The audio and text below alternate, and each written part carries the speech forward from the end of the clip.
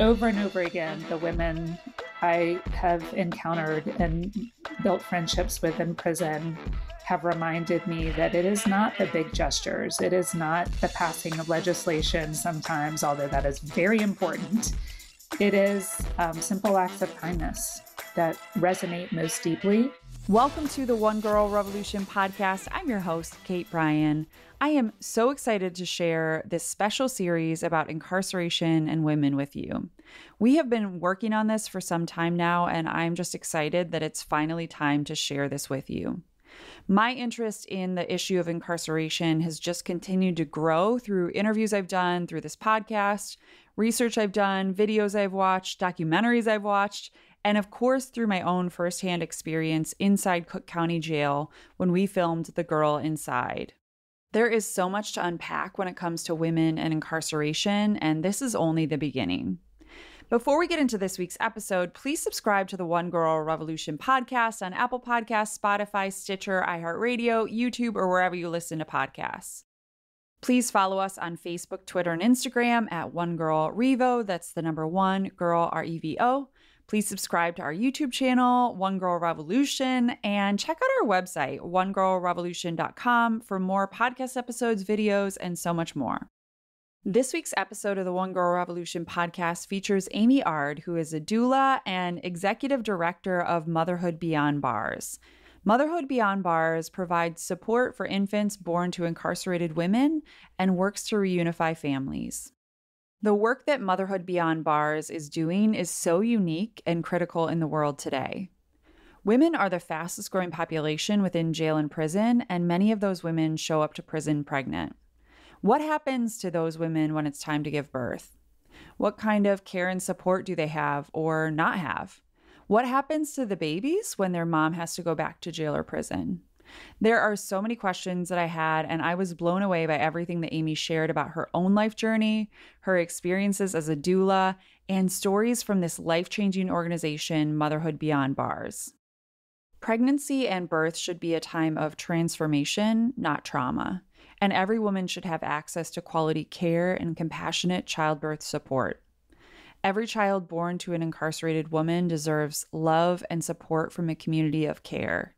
And women moving beyond incarceration should be prepared to parent with confidence. Motherhood Beyond Bars is serving so many of the needs of these women and their children, and their work just continues to grow and evolve. Amy will open your eyes in so many ways, and you'll be blown away by her and the work of Motherhood Beyond Bars. Amy and Motherhood Beyond Bars are changing the world every single day through their work with incarcerated women, formerly incarcerated women, their children, and the community. You don't want to miss this inspiring episode. So without further ado, here's Amy. Amy, welcome to the One Girl Revolution podcast. Thank you so much. I'm happy to be here. I'm so excited to have you on. You and I have gone back and forth and talked numerous times, and I'm so excited to finally share your story and your incredible work with our audience.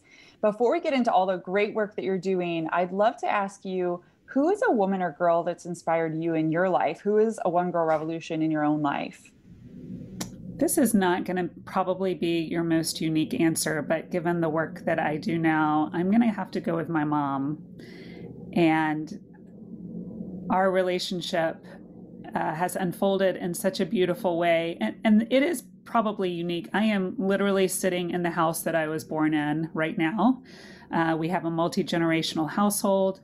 I live in the same house with my mom and my husband and my 3 kids. And the unfolding of our relationship over time is, I think, probably one of the things that allows me to do the work that I do, understand the bond between mothers and children and how that changes over time. And I will just say, logistically, none of my work could happen, especially in this crazy last year, if my mom hadn't been by my side, helping educate my children, feed my children, doing the laundry. You know, a lot of people assume that we moved back to Georgia so that we could take care of my mom, but the exact opposite is actually true. She has done a lot of taking care of us, and her whole life has been spent lifting up, reaching out to vulnerable people. And I like to think that that apple didn't fall too far from the tree. And she has done it very humbly and very quietly. But I have been watching and learning my entire life from this inspiring woman. And I'm so lucky to be able to continue to learn every day from her. That's really beautiful. And I think it's important for us to talk about these stories, to tell these intergenerational stories of, whether it's our mothers that we've learned from or our grandmothers, or even, some people might not have a relationship with their parent or their mother or their grandmother like that, but there might be somebody who's kind of almost, a mother figure that they're able to learn from. And I think it's so important to have those intergenerational relationships. Right. I couldn't agree more. It's certainly an important part of my life. I'd love to hear more about your life, because I'm always intrigued to hear kind of the beginning story, or, where women come from and, their kind of background and really what led you to becoming a doula. But I'd love to rewind all the way back to your early life. And I'd love to hear a little bit just about your life growing up and who you are and where you're from. Well, I am sitting, as I said, in the house that I came home to in Atlanta, Georgia. So I grew up in a neighborhood that is inside the city. And when I was very young, when I talk about my mom, she chained herself to some trees to keep an interstate from coming through our neighborhood, signed up for the PTA, made she and my dad together just really transformed a school system in the 70s. They decided that all of their children would be going to these inner city public schools, put us on school buses and shipped us into neighborhoods that were even rougher at the time. And I grew up in a place where I went to school. I was usually in the minority in terms of white, Black, and in Atlanta public schools, and grew up with a social worker dad and an educator mom. And I think my mom always made it very clear to us that there were a couple of ways to feel rich. And one was to have a lot of money, and the other one was not to need a lot of money to be happy. And we went with that second option most of the time through my life.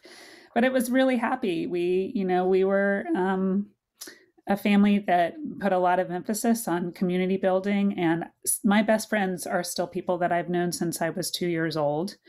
I had no idea what I wanted to be when I grew up, and that seemed to be fine with everyone that I talked to. And so what has ended up happening is that until, this most recent stint with Motherhood Beyond Bars, I had a resume that was hard to fit on 3 pages. I did a lot of things. I chased a lot of passions. I went to school in Ohio. I thought I was going to be an actress, and then took a religious studies class and dropped my theater major, became a religious studies major and English lit major, then ended up going to divinity school, knowing that I didn't want to be a minister in the normal sense of the word. I didn't want a church, but I was really fascinated by the way that people of strong faith convictions change the world. So I did a lot of sociological study of social change that started in religious communities, and then moved to Washington, D.C. and was marketing director for Honest Tea, the fair trade tea company. I was really into fair trade and global markets and how to treat farmers better. And then I got pregnant and had no idea, knew nothing about childbirth. And at that time, I also lost my dad just a few weeks after finding out I was pregnant with my first child. He died. And a hospital became a place that I knew that I didn't really want to be to have a baby. The images of my dad and the beeps and the sounds and the pumps, all of those did not speak to me in a good way. And I started exploring what it would be like to have a baby outside of a hospital. And I found Birth Center in DC.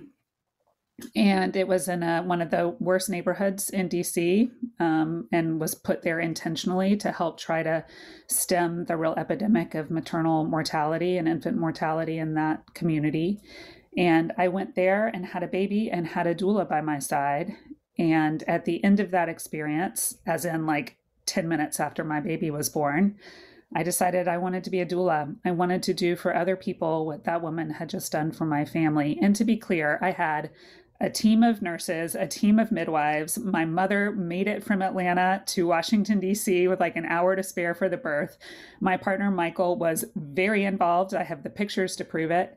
And still, there was this woman in the room who was a doula who brought something to the experience that no one else in that room could.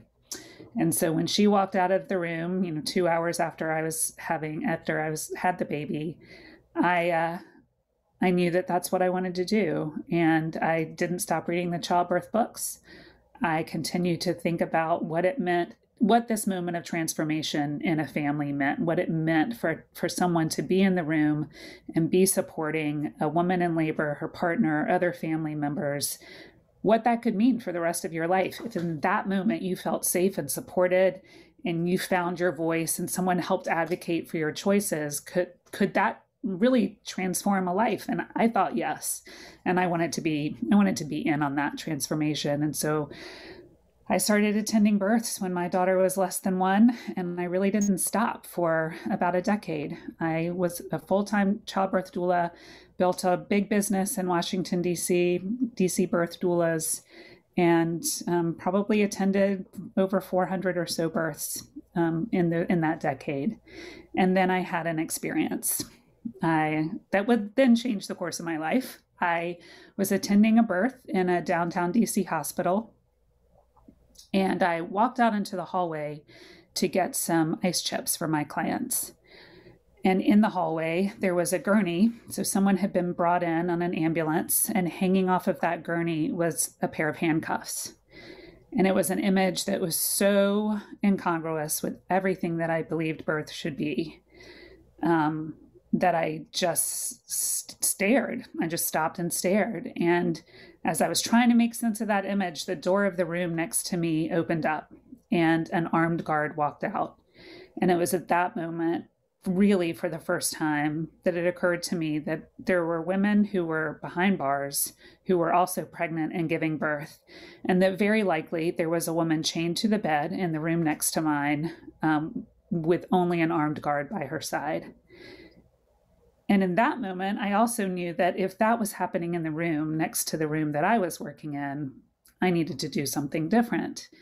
And so I did a lot of reading and a lot of researching, and I realized that my home state of Georgia was a place where it was still legal to shackle women in birth, and that I had a unique set of skills and a unique set of connections, and also a free place to live in Georgia, because there's not a lot of money in this. And I was leaving a pretty decent career in DC. And my husband, who was an attorney, who had always wanted to go back to legal services, direct legal services. And so we did. And we packed up our bag, we packed up our family, we sold my business, and we moved back to Georgia. And that's where I started. That's how we started doing the work. For people that are listening, because I know some people know what a doula is, but I'd love for you just to kind of talk about that in case somebody isn't familiar with what does a doula do? Doulas are non-medical professionals, so we don't have medical training. There are childbirth doulas, there are postpartum doulas, there are reproductive health doulas, but the basic idea is that you support women and families, pregnant and birthing people, through the process in a non-medical way. And that is usually informational support, physical support, and emotional support. And one of the main differences, I think, is a lot of medical providers have a lot of different patients or clients that they are taking care of at any point in time. Doulas are usually hired directly by the family to support just that family. So we don't come and go like nurses do when you're in the labor and delivery room. Often OBs or midwives are sometimes only there at the end, depending on how busy their shifts are. We are by your side the whole time, and we take the time to get to know you before the birth. So we do a lot of prenatal visits if you're a childbirth doula, and we're through the entire birthing experience. Postpartum, some visits too. So really kind of a wraparound care for that birthing family. What strikes me about your story, and even you sharing about that experience, that life-changing experience, is every woman deserves support every woman deserves. I think that every woman who's going through birth, I don't have any kids of my own. I haven't been through that process yet, but I know it's terrifying. It's terrifying for women, and especially when they're by themselves, if they don't have a partner with them, if they don't have their mom with them. But there are so many instances where women are alone. And I think the incarcerated population, I know that you know better than anyone now, they're being taken from jail or prison, taken to the hospital by themselves. And like you said, most of the time they're alone in that room, whether it's with the doctor and maybe the doctors and the nurses, but just to have someone to hold their hand or be there. And that's been my experience through my mom, who's a doula, and other friends who are midwives or doulas, that they're just able to be there and kind of form community around these women. Mm-hmm. Yeah, I think there's often a misunderstanding that doulas are fierce advocates and prevent bad things from happening to birthing people. I think what a good doula does is provide enough information and space for birthing people to be advocates for themselves. And once you get that skill under your belt, and what a time to do it when you're in this major life transition, that's a skill that serves you and this child that you're getting ready to give birth to for the rest of your lives. So I was really careful when I was thinking about describing what I am as a doula, to make sure that really all the advocacy and power is within this birthing person. They have the ability to do that. I create the space and sometimes help give them the information to make the best choices for themselves. Now, understanding that was my role as a doula, when you look at the incarcerated population, lack of information and lack of self-advocacy is just at the center of our correction system. So they may get healthcare, but no one is explaining that health information to the people in prison in a way that would help them advocate for themselves. And then, of course, they have very limited advocacy avenues, self-advocacy avenues. All of the women that I have worked with over the years, almost down to the person, is coming home one day. They are not going to be in prison for the rest of their lives. And we are not taking this opportunity at this incredibly transformational moment in their lives to teach them these skills that would actually not just help them be a better human being themselves, but a better parent. And so the work that I was doing inside prisons when we were able to go in was really not just to do a childbirth education class or to do a postpartum health education class. It was really in whatever way I could to empower in that space that is very constricted, with very few abilities to do self-advocacy, to give them the same time and space that I would have given any client, and the information that they needed to truly become advocates for their own health and their well-being. And that's a tricky thing to do in prison. And it often makes you not very popular with the powers that be in those prison settings, because they are not looking for people who are strong self-advocates in a prison setting. So how did you get connected to Motherhood Beyond Bars? And then I'd love to talk about all the great work that you guys are doing. Well, I hit the ground in Georgia running. I decided the first thing, and the thing that really had brought me to this work, was that pair of handcuffs. So I was going to try to take the handcuffs off these people. And I started researching and talking to people that had been involved in prior attempts to pass shackling legislation in Georgia. It had failed twice in the Georgia legislature, never even made it out of committee to a vote. So there was very little political will behind this. But one of the gaps was that no one seemed to have taken the time to reach out to incarcerated people or formerly incarcerated people and ask them if they had experienced shackling. So I cold called a woman whose story, she had really just started telling it a few weeks before, and her name is Pamela Wynn. She's now quite famous in these circles. She has gone around the country passing anti-shackling legislation. But when I reached out to her, she was just publicly telling her story, which is a devastating one. She was in a federal prison in Georgia. She was shackled, getting into a transport vehicle to go to a court hearing. and 7 or 8 weeks pregnant and tripped because of the shackles on her feet. And she had a nursing background. And so when she began spotting, she knew that something was wrong, but she received no medical attention, and knew that there was something wrong with her pregnancy and her fetus, and ended up miscarrying in a jail cell. And when she got to the hospital, the baby was gone. So many weeks had passed. And it was all a result of being shackled. So Pamela Wynn is really the person that pushed that legislation in Georgia. She's a board member of mine now and a dear friend. And we were able to bring the lived experience of women to Georgia legislators. So we started working on that. In the process of working on the legislation, I met a woman named Bethany Kotler, who started Motherhood Beyond Bars. It was basically her project that she dreamed up as a student at Rollins School of Public Health. She graduated from Rollins, but she was still going into the prisons and providing that education. And when I hit Georgia and reached out to her, she had just had an opportunity to go get her PhD at Harvard. And she was a little worried that the organization that was loosely held together by her would not survive that transition. And I said, well, I've got a deal for you. I am here to do this work. So if you hand me your baby, I will take good care of it. And over lunch one day, I became the executive director of a soon-to-be formed nonprofit, and that was the only payment I had, was some fancy title. And we turned it into a nonprofit organization in 2018. Continued doing the work inside the prisons, and then really started to grow pretty dramatically in 2020, the year of COVID. Our programs changed pretty dramatically. If you're interested in knowing more about the incarcerated population and hearing about the lives and stories of those who are incarcerated, check out The Girl Inside on YouTube.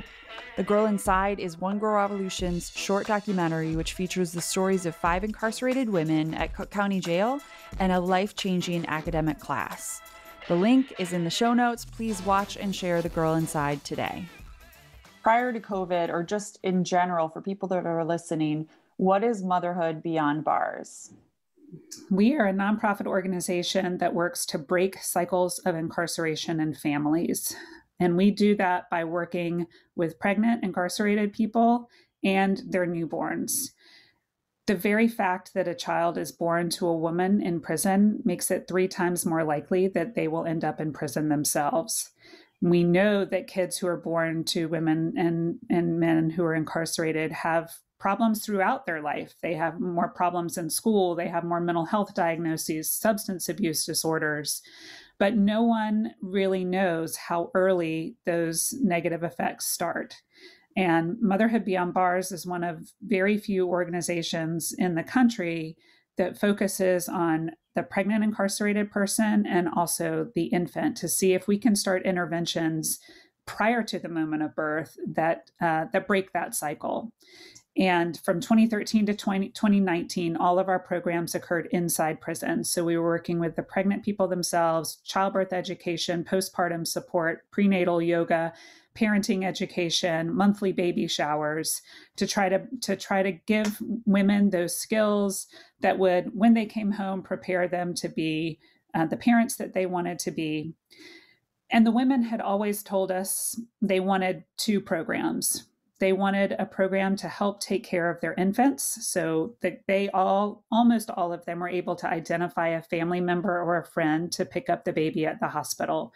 There's no prison nursery in Georgia. Babies do not go back to prison with their moms. So really, they have 24 hours together at a hospital before they're separated. Someone comes to the hospital to pick up the baby, and the mothers in prison that we worked with said, our moms, our grandmothers, our aunts and uncles, they are completely overwhelmed. Things that the wheels are coming off the train pretty soon after they get the baby home and they need help, but there is no one helping these people. And the second thing they said they wanted was a program that helped them come back and reunify with their children and their families. And when we were working inside the prison, those were 2 programs we could not start because the rules of the Georgia Department of Corrections wouldn't allow us to have those relationships with people inside prison and outside prison. And then COVID came. and we couldn't walk in prisons anymore. They were shut down to our programs, every other program in the state and around the country. And we had listened really carefully to what the women had told us they wanted, and we were ready to press go on an infant and caregiver support program and a reentry and reunification program in the early months of 2020. We have been able in this past year to reach every single infant who has been born to a woman in Georgia prisons. And annually, that's around 50 women, 50 to 70. We make contact with pregnant women still over email. We have a lot of email contact with the pregnant women in prison. They tell us who they've identified to come pick up the baby. We reach out before the baby is born, do a needs assessment with the family. We know whether they need a car seat when they arrive at the hospital. And then we make them a promise that we are going to stick by your side for not just a month, not just a few weeks, but years. We will send you diapers every single month. Diapers are not included in food stamp benefits or WIC benefits for children. It's always an out-of-pocket expense for families. And a lot of caregivers were telling us this $50 a difference can make this $50 a month in diapers can make the difference between this baby staying with us and needing to find a different caregiver. And sometimes that different caregiver is the Department of Family and Children's Services and foster care. So the diapers, we talk a lot about diapers at Motherhood Beyond Bars. It goes way beyond a covering for a baby's butt. It is the key to making sure that these children stay with family members and that the family members know that they have the support of an organization that's going to keep its promise to support them. We are engaged in research. So with Harvard School of Public Health, you will remember Bethany Kotler, who started Motherhood Beyond Bars, went to Harvard. And she started pitching to some of the researchers there the idea that we have never studied the impacts of incarceration on infants. And here we are in Georgia being able to reach every single child who's born in that system. What could we learn if we asked caregivers about these kids? So we are doing a longitudinal 2-year study to look at the impacts of the incarceration on infants, the stress on caregivers, and importantly, the reunification with their moms. And that means we have to have a reunification plan for moms. So we start planning for reunification from the day we find out a pregnant woman is in the prison system. We send in questionnaires. I have an amazing program manager with real lived experience of being incarcerated who knows what it's like to be in there and knows what you need when you come out. And so we start looking for birth certificates and marriage certificates and social security cards for all of the women who are in prison. We want to have all of those things ready to go when she gets out. And we work really hard to keep moms feeling connected to their infants while they're apart. This is important. Very, very few programs that work with incarcerated parents are including ways to stay in touch when the child is nonverbal. So our kids are not going to visitation. Visitation has been shut down and no one younger than 12 years old can go in now. They're not writing letters to their mom. They're 6 months old. So what can we do to make sure that that mom feels connected to her children while she's gone? And what can we do to make sure the relationship between the mothers and the caregivers stay strong during that time of separation too? Because the mom is going to come back to the person that's been taking care of her baby. And we want to make sure that the line of communication has been open and healthy during that period of separation, because that'll be a real factor in how smoothly that transition goes when she comes home. There was something that you shared with me when we spoke on the phone that's just stuck with me, Amy, and it was you talking about the experience of an incarcerated woman who, is at the hospital, and she literally writes down a phone number and the name of the person that she wants to take responsibility for her child. And then that person, a lot of times, I don't know if it's a lot of times, but there are oftentimes instances where that person didn't even know that she was pregnant. And so they get this cold call, and then they have to somehow find a car seat and somehow find a way to get this baby, and then a bed and all these little things. And it's the little things, like you even shared about the diapers, how much that can just help someone who, is has this sprung on them. And so it's so beautiful to me that you're building community around these incarcerated women and their children, and really continuing on the bond that they have, this motherhood bond. Yeah.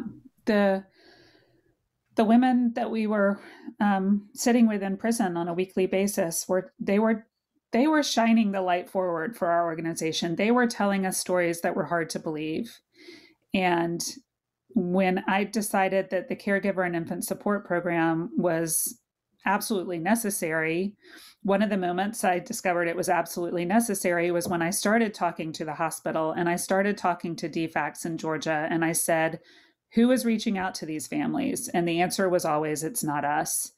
And the hospital were the people that told me, yep, we sometimes make that phone call and tell them to come pick up a baby, and they don't know what the heck we're talking about. Like they didn't know they were going to be a caregiver of a newborn. Now we've given them a couple of hours to get here, and there've been no work arrangements. I mean, they have to take off work. Now can you imagine like getting a newborn with a couple of hours notice? Of course, that child is not going to be in a stable situation. If I were doing it, I can assure you that child would not be in a stable situation.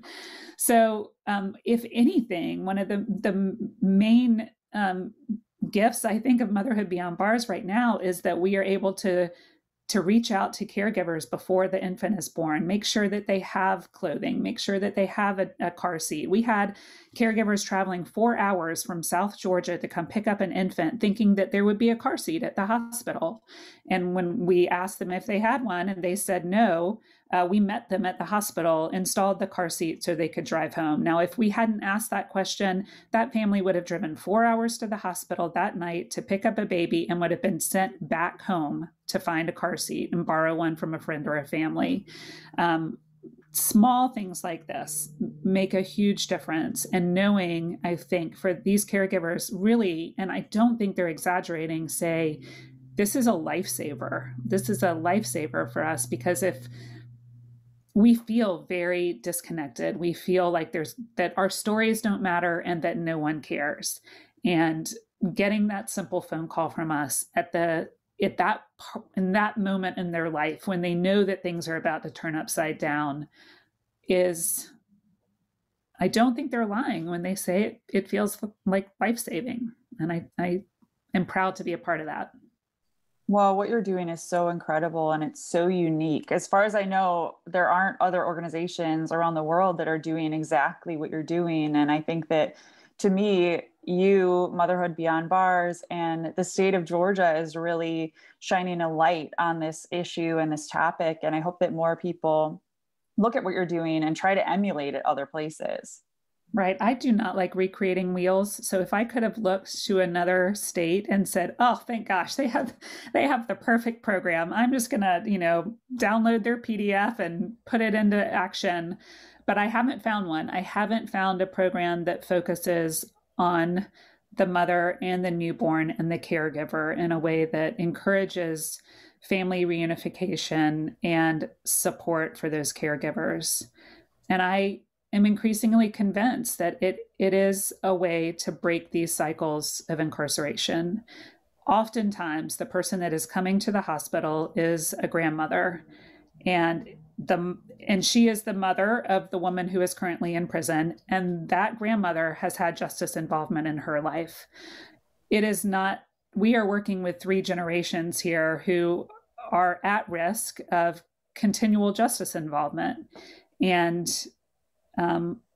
I think by reaching out, intervening, connecting them to local resources where they live, that we have the possibility of making at least this mom be the last person in that family who spends time behind bars.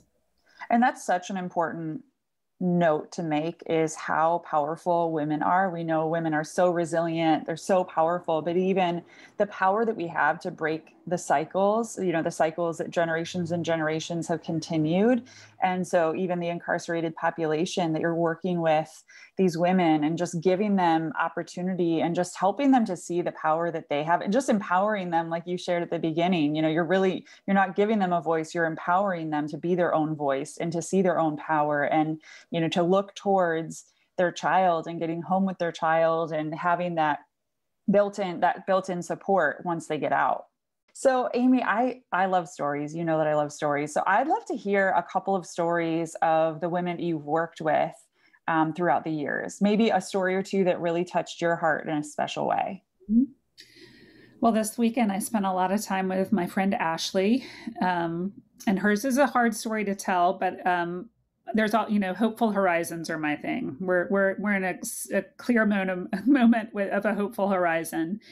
The very first time I walked into prison, I was going in to do a postpartum support group. And the Lee Arundel State Prison, which is the largest women's prison in Georgia, is where almost all postpartum women, so when they leave the hospital, they go not back to the prison that they were in when they were pregnant. They go to this largest women's prison. And it is a kind of a terrifying place for most of them. And it was terrifying for me to walk in. And I found myself in a room with 14 women sitting around a table, not at all sure what I was doing there or what we were supposed to be doing. And so we just started, with introductions.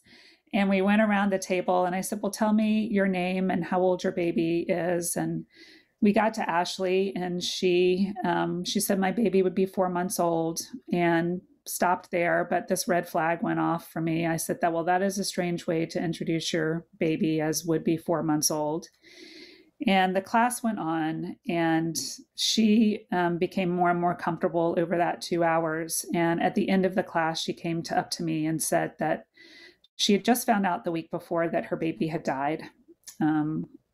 Addison died of SIDS, and she died at home with her mom and dad, who were the caregivers. At this point, we did not have a caregiver support program. I did not know her parents. And Ashley never stopped coming to that postpartum support group, even though she did not have a live baby. And she said that it was hard for her to sit around and hear stories of other women and their children, but it was the only place she felt sane in the entire prison, was this postpartum support group. And Ashley was also very hardworking. She got her GED. She was one of the first women in the history of the prison to be certified in overhead welding. And she meant that when she got out, she was going to hit the ground running. And hit the ground running she did, because she came home and pretty immediately got pregnant. And she really was desperate to be a mother. Addison was not her first child, but she had other children that had been taken into defects custody and been adopted out. So Ashley's entire story is one of a lot of trauma throughout her entire life. So Ashley came home, and of course we stayed in touch. We were very, very close, and she got pregnant and had a baby and relapsed. And I got a call from her this past December at a Carroll County jail, a collect call from an inmate. And she was desperate. She was heaving sobs, couldn't believe that this was happening again. And I said, Ashley, you've tried a lot of things in your life, but you have never been given the opportunity to go to an intense rehab experience. And I have one in mind. And if you would be willing to go there, I will do everything I can. I will reach out to your parole officer. I will advocate for this different kind of treatment for you. And lo and behold, it worked. I mean, I didn't know that it would work, but they did agree to, instead of sending her back to prison, to have her try an intensive rehab. And this rehab facility, Mary Hall Freedom Village in Georgia, allows mothers and babies to live together throughout the course of treatment. So Ashley picked her up from jail, took her directly to the rehab. She was scared to death. And this past Friday, she graduated from that rehab program. I got to go out to dinner with her and her 1-year-old, and she has a job. She is very, very committed to staying sober. She has been sober now for probably longer than she has in the past. And all day Saturday, I got to chase her little 1-year-old. She'll be 1 next week, around a park and watch her mom interact with her, knowing that she was really close to losing this child. And because of the choices that she made, and because of some of the resources that Motherhood Beyond Bars was able to connect her with, she didn't have to experience that separation again. We went to the park with a photographer who joined us, and she brought an urn of ashes from Addison, and we took pictures at the memorial park so that she could have those pictures of her children together. And it has been a long journey, and not an all easy one. I will never forget getting that call from Ashley in jail and just thinking, we have tried so much. We have worked so hard, and here we are again. And again, a hopeful horizon, just never believing that this is the end of this person's story, that things can get better. And she's taught me that things can. So that's a woman who I've known from my first day walking into a prison until, spending a lot of time with her just this weekend. And I've learned a lot through that journey. Yeah. And just the beacons of hope and light that babies are too. It's just, and I love that you shared about the rehab facility, because there's another one out in Southern California that I've gotten to know through the years, New Directions for Women. And it's, again, there are only a handful of rehab facilities where mothers and babies can live there together. And it's just such a powerful experience for moms to be going through rehab, but really having this little light there and a challenge, it encourages them to continue forward. So what a beautiful story. I'm very proud of her. It's not been easy. No. And I know it's so good to hear those stories too, because I'm sure that there are other stories where it's like, you're still in the thick of it. You're just you keep seeing people relapse and difficulties, but there's always hope. We have to believe in the power of people and the power of women really to change the world. To hear more stories straight from women who have been incarcerated, check out One Girl Revolution's short documentary, The Girl Inside, on YouTube. One Girl Revolution took a film crew behind the walls of the largest single-site jail, Cook County Jail, and interviewed 5 incarcerated women. This short documentary highlights a life-changing academic class and the life and experiences of these 5 women, and what is revealed is the girl inside. You can watch The Girl Inside on our website at onegirlrevolution.com. Amy, where do you go from here? Where does Motherhood Beyond Bars go from here? I know you have a lot of great things. I want to talk about the book, of course, that you have coming out this fall. But I know you have a lot of things coming up. Where do you go from here?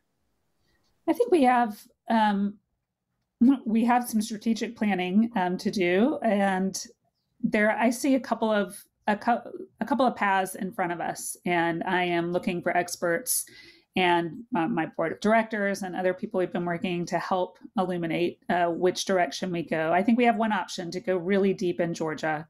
We know the problems for people coming out of prison, especially women with children. The reentry programs are almost non-existent for that population. Most people coming out of prison are men, about 90%. And so the reentry programs just aren't there for women. And we're working with a particularly vulnerable, I think, group who have generally young children. So when they come out, they need a job, they need childcare, they need transportation, they need a safe place to live, they need some help reconnecting with their family members and their child, and they need it all at once. You can't just have a job and no way to get there if you don't have transportation and a driver's license. So we are identifying by the day kind of the unique set of needs that women coming home have.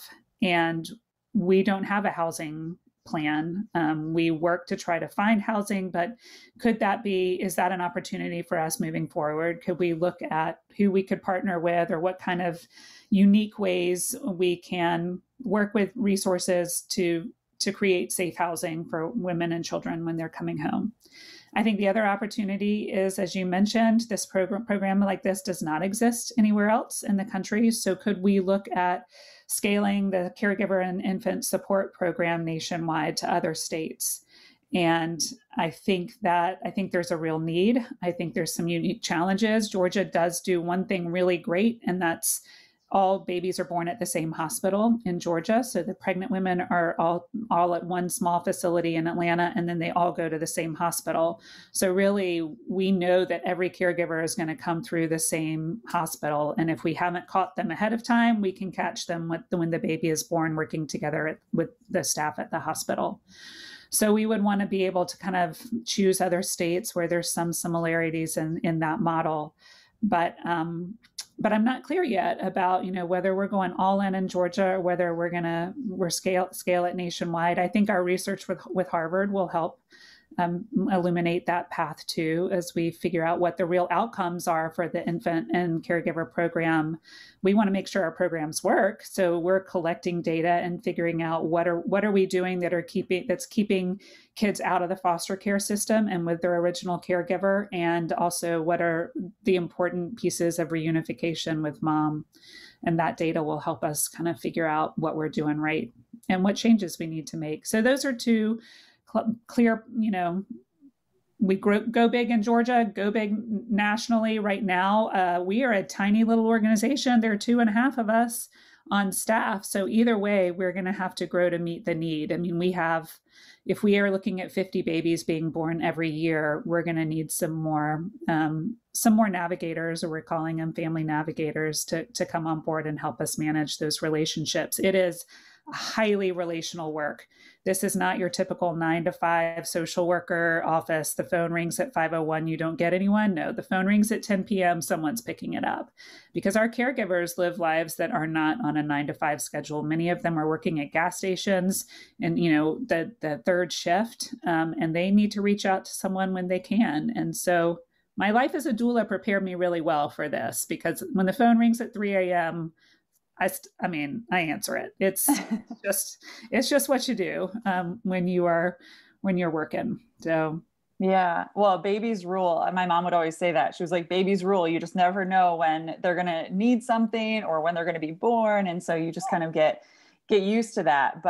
And like you said, like you shared, this is relationships that last for a lifetime. Many of these women you stay in touch with and work with them through the years. And it's just so beautiful to hear about that and to see the work that you're doing. I'd love for you to share about this beautiful book that you have coming out this fall. I know you did a crowdfunding effort for it. Tell me about the book. How did it come to be? And tell me more about it so people can get it this fall.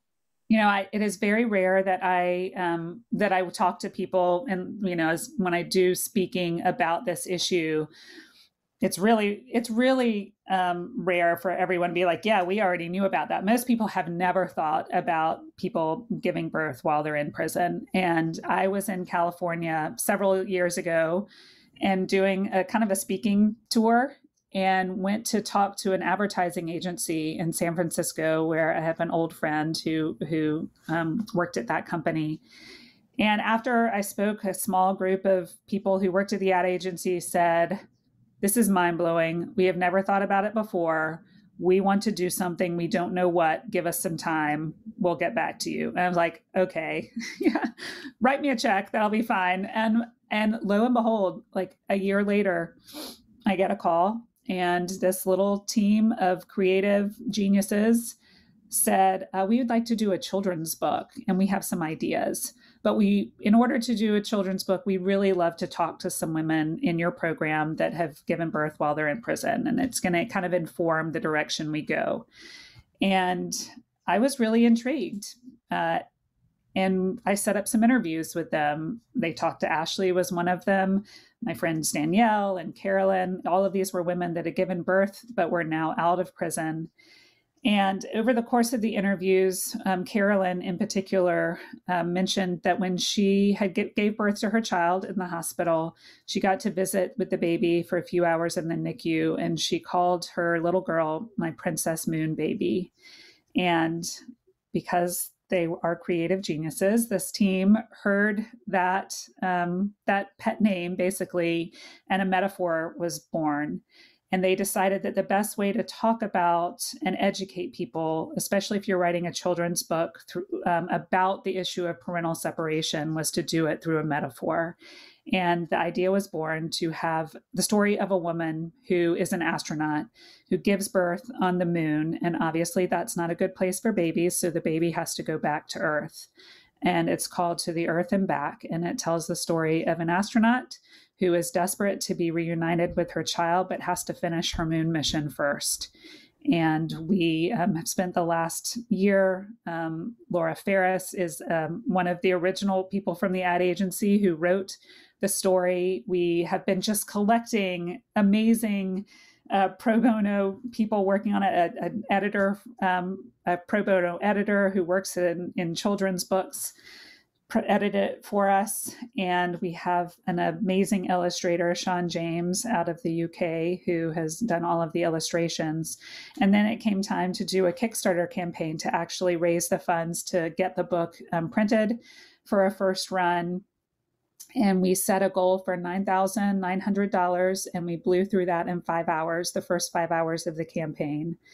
And I will never forget being able, like, sending Carolyn a text to let her know that that her story really, that we had already met our goal. And she was flabbergasted. She's like, I cannot believe that people care. I cannot believe that people care.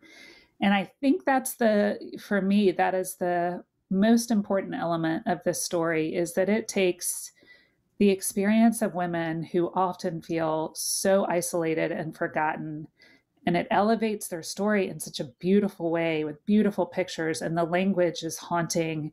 And the story still manages somehow to just be sweet and loving and appropriate to read with little children.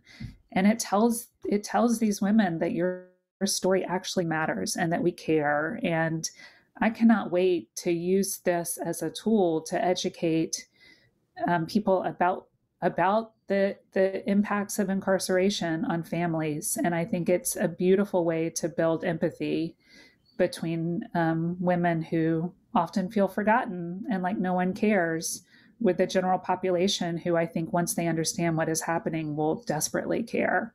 And that is the pathway to making some lasting change, all through a simple children's story. And but isn't it often like the simple things that end up creating like a real gut punch? And this book does that so beautifully. I can't wait to read it, and I can't wait to buy so many copies of it and giving it to everybody for Christmas. I know if it comes out this fall, then, it'll be a great time to get it for Christmas. And I will be sure for One Girl to make sure that we're promoting it when it's coming out. So everybody who's listening, keep your eyes out on social media, because we'll be sure to promote it, and hopefully everybody will get it. And I'm just so excited, but it's so beautiful. If people look at the Kickstarter campaign, which I know is still up, I don't know if you can donate through it still, but it's still up, so you can see some of the pictures, which is great. Yes, I would love it. And we will have our website will have a whole page dedicated to the book, and you'll see more about the story and how it was made there. But I can't wait to get it in my hands and start sharing it. Absolutely. So for people that are listening, what can they do to support your work? Obviously, they can buy the book when it comes out, because that will go back to support all the great work that you're doing, follow you on social media, donate. Are there other ways that people can support your work and get involved in what you're doing? Yes, please do follow us on social media, because that same team of creative geniuses took over my social media accounts. Thank you.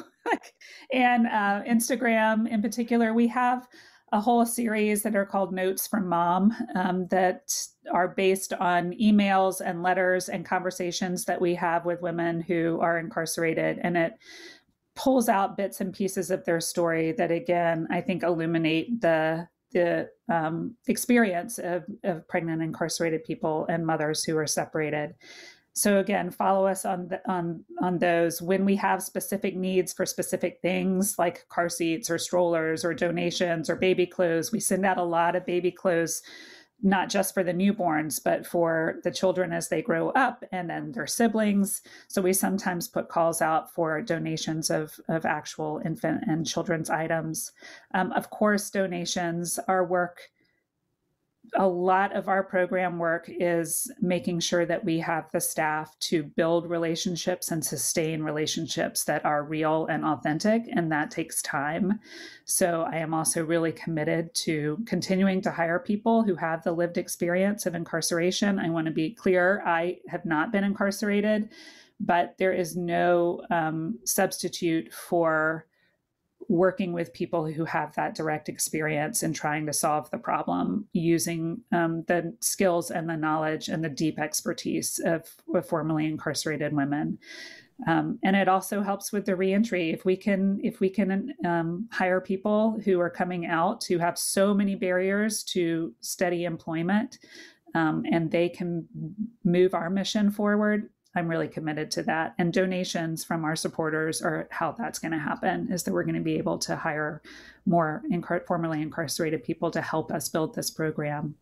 So those are in certainly the book. And I oftentimes will have action alerts when there are legislative efforts coming up or popping up across Georgia in particular. We'll be doing some of those the next legislative session, but also across the country too. Criminal justice reform there are strange bedfellows in criminal justice reform, and people that don't work together on any other thing are being able to come to the table and talk about what we do about the epidemic of mass incarceration. So we often put action alerts and conversations that need to be had in the general public sphere. You'll find those on our social media accounts too. Well, I will be sure to put all of your social media links, your website, so people can easily find all of your links. And I think what you shared there is so important for all of us. There are things that all of us can do. And I was thinking, as you were sharing earlier, even for women's, if there's like a women's book club or something, if they want to get together and pull together a baby shower or something, I would encourage them to call you first. Don't just go collecting all these items, but find out from you, what are some things that you need, or even in your own community, if there's a local shelter or somebody that you could deliver a bunch of diapers or simple things to. Sometimes the simplest things can have the greatest power. Yes, that is, you were stealing my final thought. Well, that's because there's so much synergy between us, Amy. But I just love everything that you're doing, and I'm so grateful for all the work that you're doing. I'm so excited to share this episode and your work, and I hope to continue to work alongside you through One Girl and to highlight the great work that you're doing. And hopefully we'll find ways to collaborate. I have some ideas, and I know you do too. So, but yeah, like I said, thank you so much for being on the podcast. Before I let you go, I always end this podcast with one question. So I want to ask you, because we're focused on women and girls around the world, if you could leave women and girls around the world with one message, what would it be? Simple acts of kindness matter. And it is often the feelings of being overwhelmed by the problems that you see in front of you can get a bit much, and you can begin to wonder, am I truly making a difference here? And I believe that simple acts of kindness add up and that they start to multiply. And, when we send out one pack of diapers, does that change the trajectory of a child's life? No. But does someone understand that they are being cared for and being held by a community that will be there for them through that pack of diapers? Yes. And over again, the women I have encountered and built friendships with in prison have reminded me that it is not the big gestures. It is not the passing of legislation sometimes, although that is very important.